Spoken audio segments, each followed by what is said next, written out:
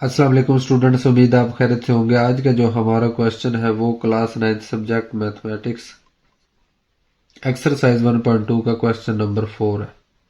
Question number 4 ये है, find the rational numbers P and Q such that, ये given है। इसको आप सॉल्व करेंगे और पी क्यू की वैल्यू बताएंगे।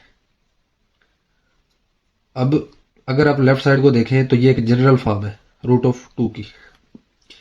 ये ऐसी एक जनरल फॉर्म है जैसे एक कॉम्प्लेक्स नंबर की जनरल फॉर्म होती है ए प्लस बी आयोटा। ठीक है।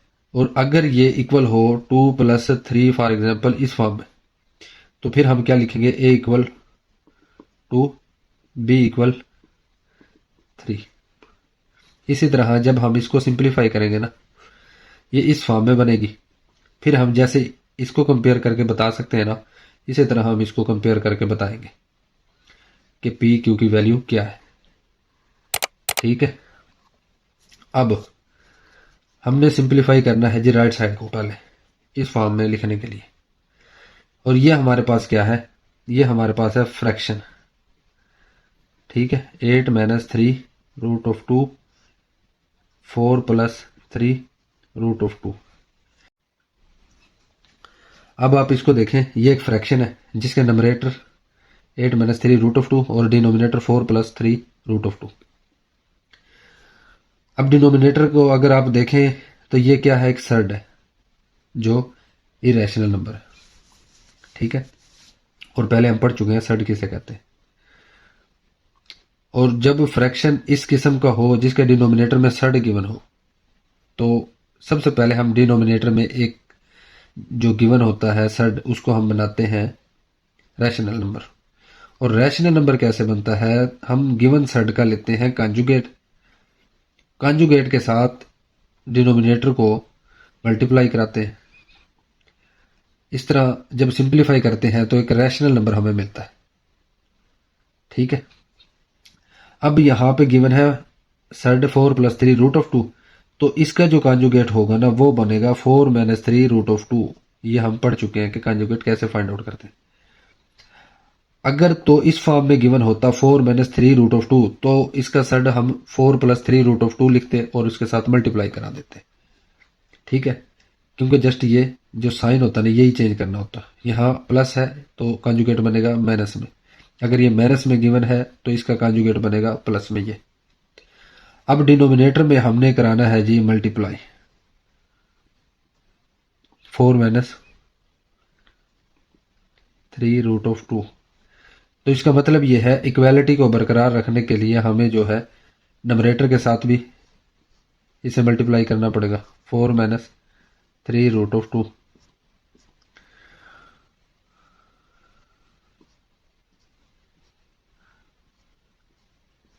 ठीक है। ये इस फॉर्म में बन जाएगा। अब अब देखें, अच्छा पहले मैं ये बता दूं ये क्यों इक्वलिटी बरकरार रहती है। देखें, a/b इक्वल है 5, और अगर आप लिख दें 2a/2b फिर भी 5 के इक्वल होगा, क्योंकि ये 2 से 2 कैंसिल होकर वही सेम बन जाएगा। इसी तरह हमने सेम जो है वैल्यू डिनोमिनेटर के साथ और सेम नंबरेटर के साथ मल्टीप्लाई कराए। और ये सेम वैल्यू कैसे पता चलती है कि वो कौन सी सेम वैल्यू जो हमने नंबरेटर और डिनोमिनेटर के साथ मल्टीप्लाई करानी है, वो कौन सी वैल्यू सेम रखनी है, वो हमें डिनोमिनेटर से पता चलता है। कि जो डिनोमिनेटर है सर्ड, उसका हम लेते हैं कंजुगेट, वो सेम वैल्यू नंबरेटर और डिनोमिनेटर के साथ मल्टीप्लाई करते हैं। ठीक है। अब नंबरेटर में हमारे पास जो बना है ये है जी, पहले हम मल्टीप्लाई करेंगे 8 को इस मुकम्मल के साथ 4-3 √2। ठीक है। अब करेंगे -3 √2 को इस मुकम्मल के साथ मल्टीप्लाई 4-3 √2। ठीक है। अब देखें, अब डिनोमिनेटर जो है वो इस फॉर्म में बन गया, a-b a+b a² - b²। इस फार्मूले के मुताबिक आप ये देखें, ये फॉर्म बनी हुई है, ये a और ये बी, ये ए और ये बी, ये प्लस है ये माइनस है। तो हम इसको अगर क्लोज करें तो इस फॉर्म में लिखेंगे, तो ये क्लोज करेंगे ना जब, ये लिख सकते हैं हम 4 का स्क्वायर माइनस 3√2, 3√2 मतलब √2 का स्क्वायर। ठीक है, ये हमने इस फार्मूले की मदद से ऐसे क्लोज कर दिया इसको। अच्छा जी, अब देखें नंबरेटर को मज़ीद सिंप्लीफाई करते हैं। 8 को अगर इसके साथ मल्टीप्लाई करें तो ये बनेगा, 8 को 4 के साथ मल्टीप्लाई किया 32 माइनस 8 को 3 के साथ मल्टीप्लाई किया 24√2। अब ये क्या है, -3√2 को जब 4 से मल्टीप्लाई करेंगे तो 4 3 के साथ मल्टीप्लाई होगा, ये बन जाएगा 12√2, ऐसे लिखा गया। अब देखें -3√2 को -3√2 के साथ मल्टीप्लाई कराते हैं। तो पहले आप ये देखें, माइनस को माइनस के साथ मल्टीप्लाई किया तो ये बन जाएगा प्लस 3√2, 3√2, तो ये क्या बन जाएगा इसका स्क्वायर। और ये इसके बारे में हमें पता है एक्स वाई का अगर स्क्वायर हो तो हम लिखते हैं एक्स स्क्वायर वाई स्क्वायर। तो ये क्या लिखेंगे 3 का स्क्वायर एंड √2 का स्क्वायर। ठीक है, अब ये क्या लिखा जाएगा 9, क्योंकि 3 की पावर 2 जो होती है ना वो किसके इक्वल होती है 3 × 3। ठीक है, तो ये 9 लिखा गया। अब √2 जो है इस रूट से ये स्क्वायर कैंसिल हो जाता है, ये हम पहले पढ़ चुके हैं, ये 2। अब 9 को 2 से मल्टीप्लाई करेंगे 18, तो यहाँ अब हम लिख सकते हैं 18। ठीक है, ये आपने याद रखना है, ये चीज़ जो है ये इधर 18। अब डिनोमिनेटर में ये 4 की पावर 2 मतलब 4 + 4 = 16, तो ये लिख दिया हमने 16 इसकी जगह। अब इसकी जगह माइनस ये जो है वैल्यू हमने अभी फाइंड आउट की है 18।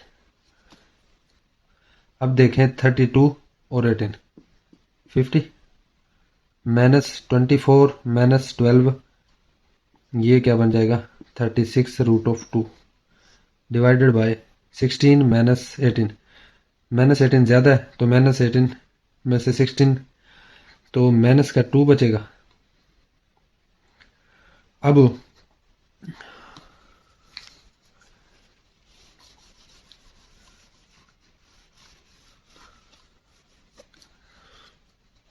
इसको हम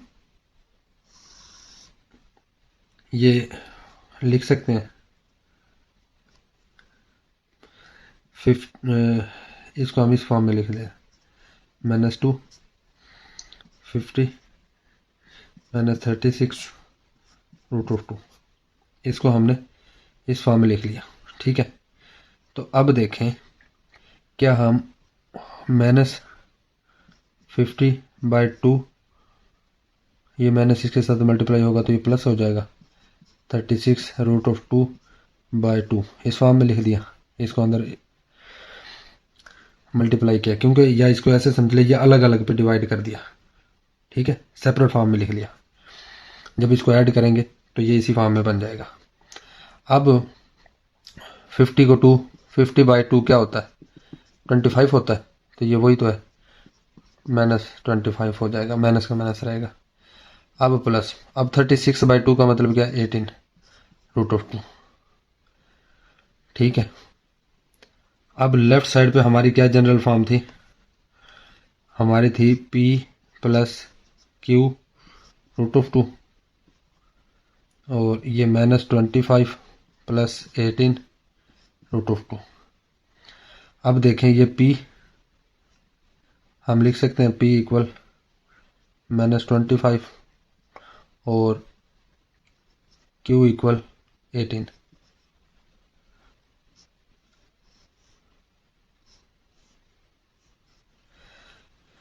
क्योंकि जब आप P की जगह पे लेफ्ट साइड पे -25 लिखते हैं प्लस Q की जगह पे 18 लिखते हैं तो ये राइट साइड पे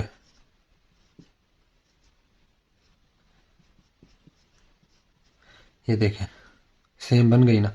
तो इसका मतलब ये है कि P = -25 और Q = 18, ये हमारा रिक्वायर्ड आंसर है। अगर आपका कोई क्वेश्चन है तो कमेंट सेक्शन में पूछ सकते हैं। वीडियो अच्छी लगी तो लाइक और शेयर ज़रूर करें। चैनल अभी तक सब्सक्राइब नहीं किया तो इसे ज़रूर सब्सक्राइब करें। मिलते हैं नेक्स्ट वीडियो में, तब तक के लिए अल्लाह हाफिज़।